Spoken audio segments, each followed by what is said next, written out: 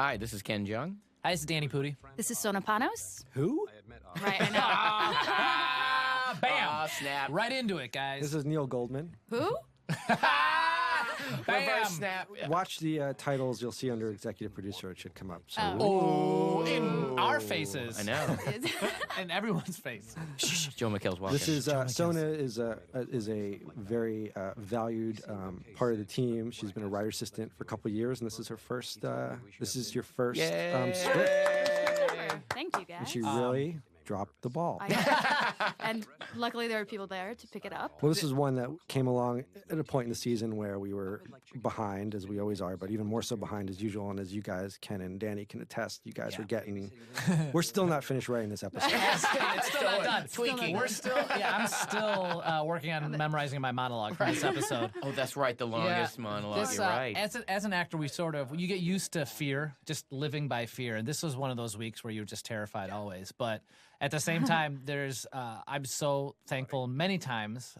Every time we get a script, I'm like, I can't believe we get to do something crazy. And this was one of those scripts where we get and the idea of My Dinner with Andre, Pulp Fiction surprise birthday party, where it's the greatest gift ever given to an actor, and also the craziest idea ever that I still can't believe we got away with it.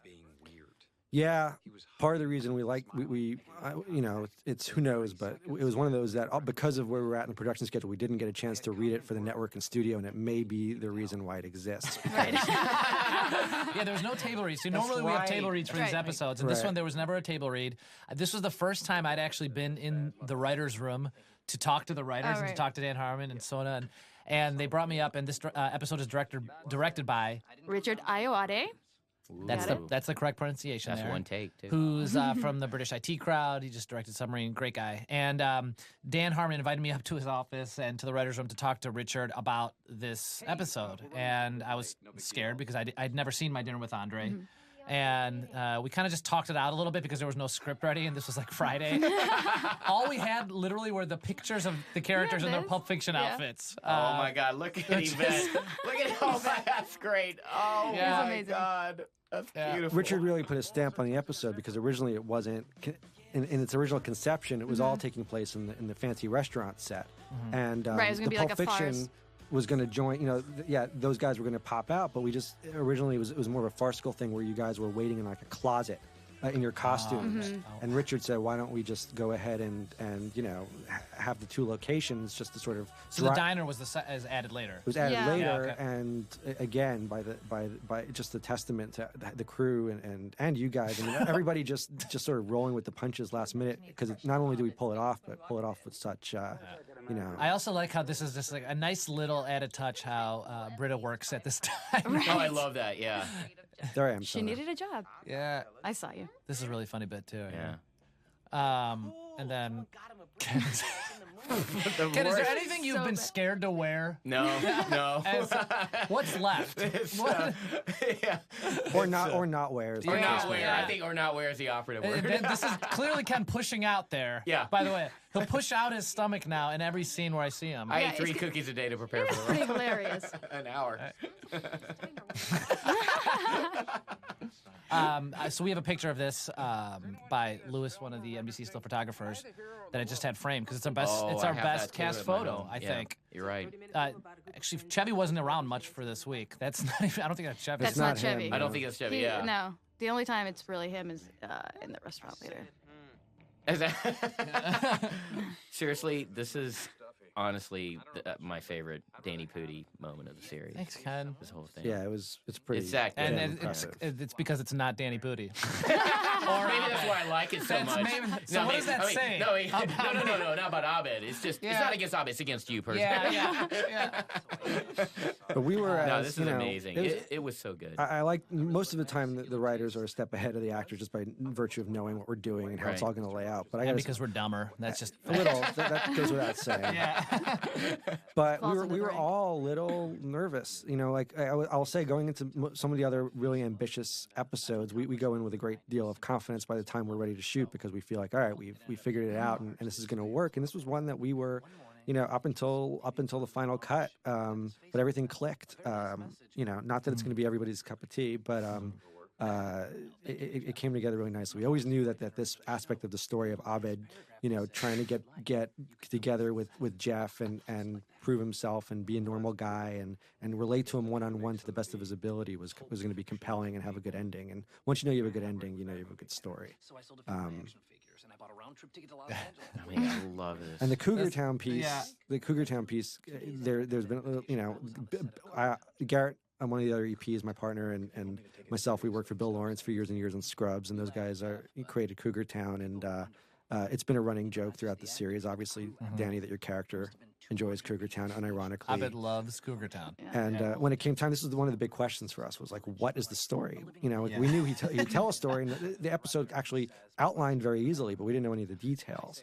And when we hit upon the idea of, why not, if he's going to go somewhere and figure out that all of this pop culture obsession, it has to end, why not have him go to L.A., sort of the place where it's all generated, and why not, getting more specifically, have it be on the set of his favorite show?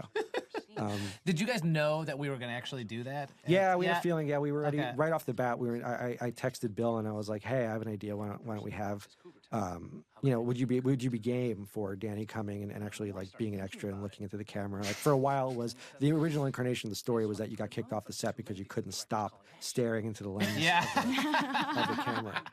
But the other funny aside, and then I'll shut up, but is that I think it was this speech that we wrote. We spent all night writing it. We got down to set, and then Dan, because we were all like overtired in our heads and really wanting to nail it, we rewrote the whole thing from the beginning. Like the content didn't change, but the words did. And then it was time to rehearse. And Dan went down to rehearsal, and you guys still had the old set of sides. Right. And you rehearsed the old set of sides, and Dan went after another full day of rewriting the speech and went, that was actually fine. We wasted an entire day. But I think he ended up doing the new speech. And, I think I remember when we came to rehearsal that we didn't have the sides yet, the new sides yet. And Richard was like, well, why don't we start out rehearsing it? And that was clearly the first time really he'd good heard it. Richard. Right. And he's so soft-spoken and so awesome, but his guidance through this was really, really, it was a tremendous help because he's very subtle. He's good at nuance. And he was also really patient with us because he's like, we'll just sit here until we get it. We also had teleprompters here for the first time, I think, in the history. Oh, really? But you can't tell, which No, you is a can't testament tell. to Were you you. using them? At all? Yeah, Well, in the beginning, right? I think in the beginning it was just so helpful because we had to keep stopping and starting. Yeah, you and, were up against the clock, Yeah. and we had to get it done. and then I realized, wow, this is what Chevy feels like every day. When I was like, I don't know the next word, every word, and I was like, now I get it. So That was really the goal of the episode, was to give you a sense of what Chevy was like a sense memory. I'm on his side in season 3 because you guys know how terrifying it is to never know your next word and just be holding in farts all day. But it's kind of a testament to the writers and the producers, like how much in the zone the show is at this time. Because it's like back in January, I remember filming it, and everyone, actors and writers alike, and the crew, everyone's just kind of in. Everyone, I just remember no one being nervous or anything. We're just in the zone. We knew we could pull it out. Yeah, it was That's what I pretty. It remember. was pretty cool because we were, we were writing all this. Speaking of over the top. Yeah. I'm sorry. Like really, the gloves too. I know. Never takes them off. Never takes it off. Again, best part of our show is like we all commit to an idea harder than everyone's ever committed to an idea. I did know that there was a little extra fear in everyone's head this week when after we got through every take, a lot of people would come up to us and be like, "Good job." And I was like, normally no one says anything. We just move More of an on to the exhale. next take. But There's it was never more a good, right. There's never like good job, pat on the back. I think I can't. After every take, I would go up to Sona and say, and thankfully she was there, and Adam too, was actually there often. And I'd be like, "What did we do it? Did we get it? I don't know what's happening. Did anybody know what we're doing?" Oh, best. That's probably my. I think Yvette's costume is my favorite. I think it's right? my favorite. Yeah. Yeah, it wasn't hard to figure out who she would be. Yeah. Well, how long did you It guys was spend either on her, that? it was We're either going down the Samuel list. Jackson It was or a very Walken. quick decision. That, of course, was the sort of the lead promo picture of you guys in your costumes, and it was also one of the things that we were thrown by because we were like, well, they're going to promote it like Pulp Fiction parody, which on the surface feels like we've seen that before, done that before.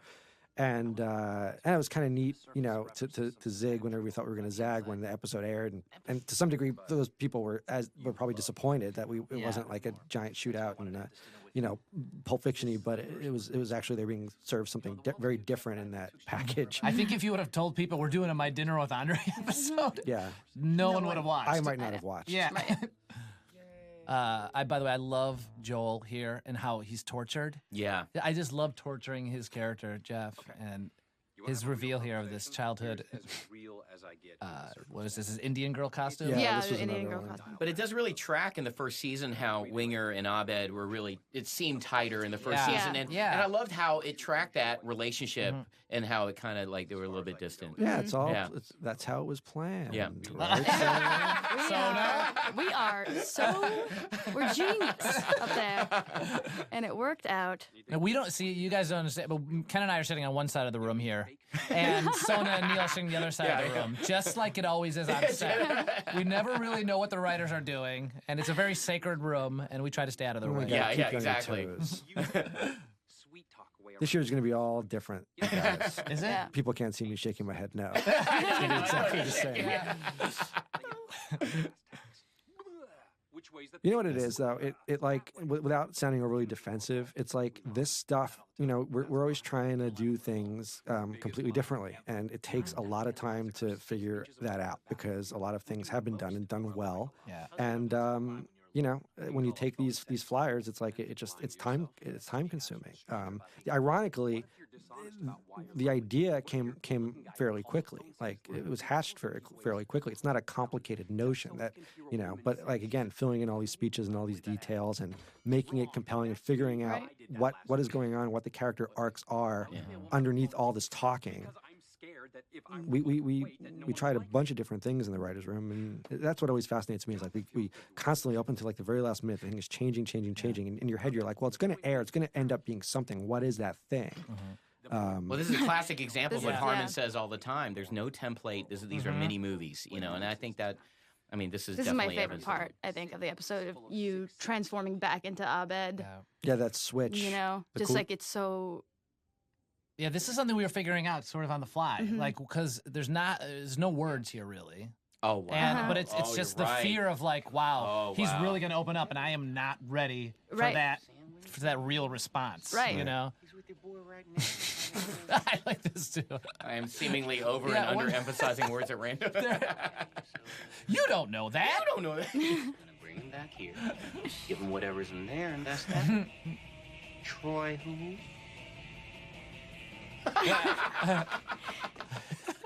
Remember Like your walk. Like what? You waddled over there. like one of my kids. Yeah. Just Is that what I think it is? It is. Certificate of authenticity. Must have got it on eBay or something. Jeff got Abed the actual briefcase from the movie Pulp Fiction. What are you guys doing? Chang made me open it. He seduced me with his dark Chinese powers. Why do you leave him alone? So had you guys all seen My Dinner with Andre? And you guys all know Yeah, it? it's We had- funny. we'd watched it, Yeah, we we'd- watched it the first day We that had a we were script in breaking front of us. Okay. Just, it's always when we go for it, it usually pays off. I mean, eventually it's going to blow up in our face. Maybe it did, and I just don't know. I don't know. I probably already did. Speaking of once. blowing up. It's funny because this was a big legal battle, as a lot of things.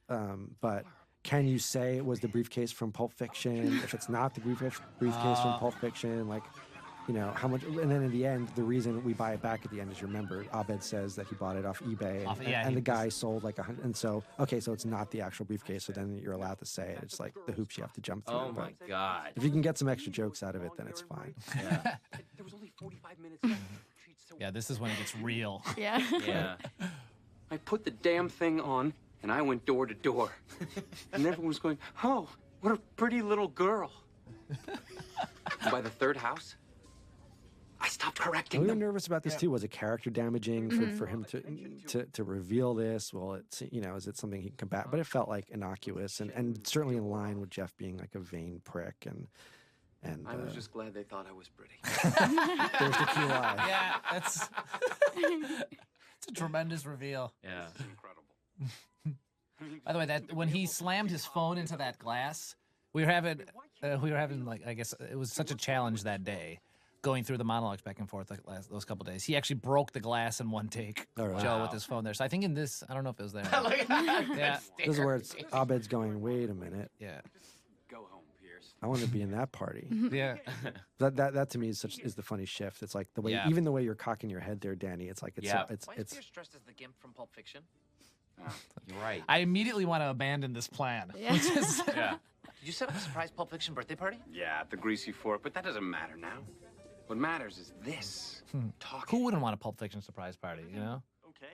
But it's also funny because like the life, like in a way, the life goes out of Abed's eyes. Yeah. Yeah. You know, like, Yeah.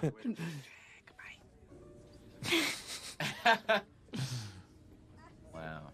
Abed, There's, oh my God. what's my dinner with Andre?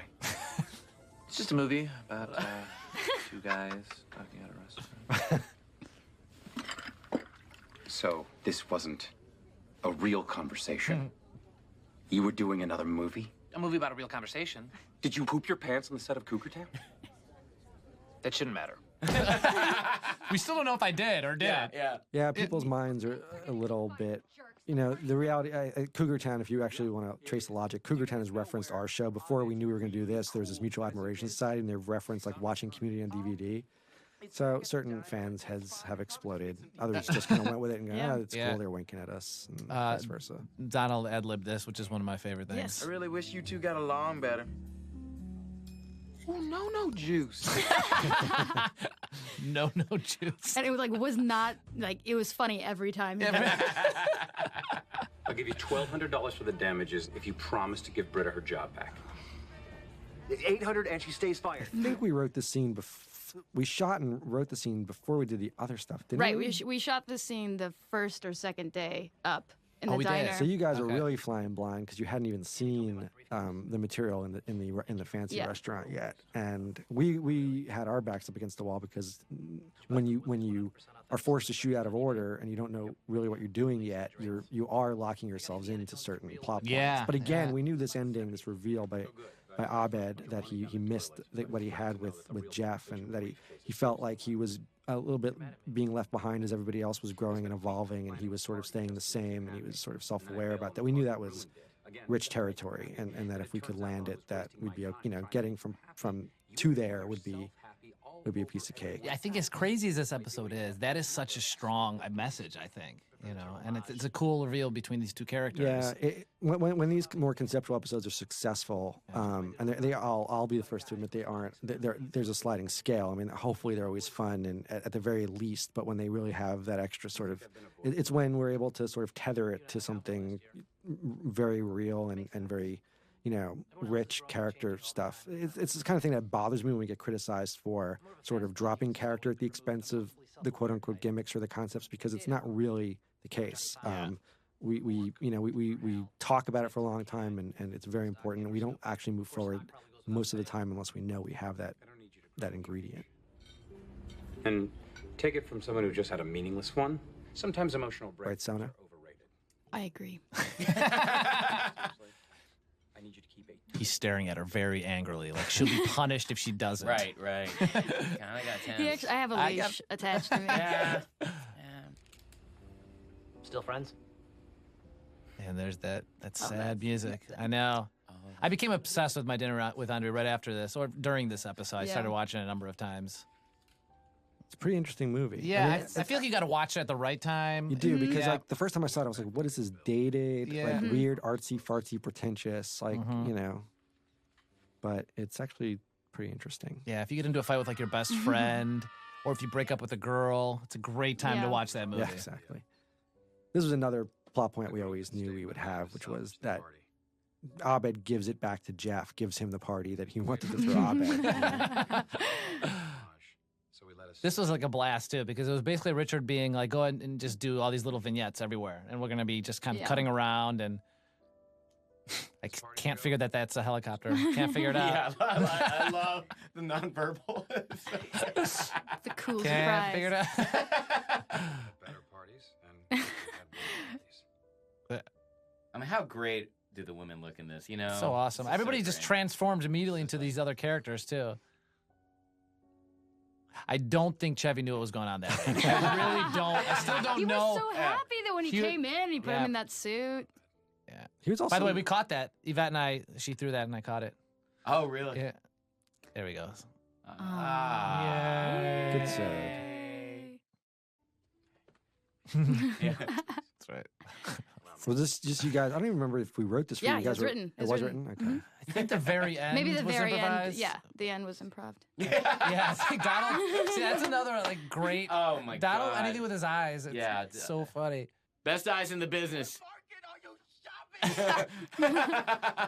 So I think this part was improvised here. Yeah. I'm going to run. Yeah. Yay. Good job, Sona. Good job, Soda. Good job, Sona. Good job, Neil. All right, guys.